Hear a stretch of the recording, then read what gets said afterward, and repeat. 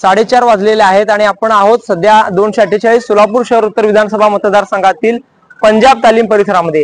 या ठिकाणच्या मतदान केंद्रावर नजर टाकली तर आता या मतदान केंद्रावर शुकशुकाट दिसून येत आहे। लोकसभेला याच वेळेला मोठ्या प्रमाणात गर्दी झाली होती, मात्र यंदा या वेळेला शुकशुकाट दिसून येत आहे। पंजाब तालीम हा परिसर मुस्लिम बहुल परिसर आहे, विविध जाती धर्माचे लोक या परिसरामध्ये राहतात। मात्र 4:30 वाजलेले आहेत, मतदान केंद्रावर जास्त गर्दी दिसत नाहीये। सकाळपासूनच मोठ्या प्रमाणात गर्दी होती, मात्र आता जसजशी मतदानाची वेळ संपत येत आहे तशी ही गर्दी देखील दिसत नाहीये। एकंदरीत शहर उत्तर मध्ये मोठं आव्हान या दोन उमेदवारांकडून होताना दिसत आहे। मात्र एकंदरीत दुपारी 3 वाजेपर्यंत सोलापूर जिल्ह्याची आकडेवारी जर पाहायची झाल्यास तर 40% इतकं मतदान झालेलं आहे आणि त्यातल्या त्यात शहर उत्तर विधानसभा मतदारसंघामध्ये देखील आकडेवारी कमी झालेली आहे। पंजाब तालीम परिसरामध्ये देखील मतदार या ठिकाणी दुपारपासून या ठिकाणी गर्दी कमी झाल्याचं एकंदरीत पाहायला मिळत आहे।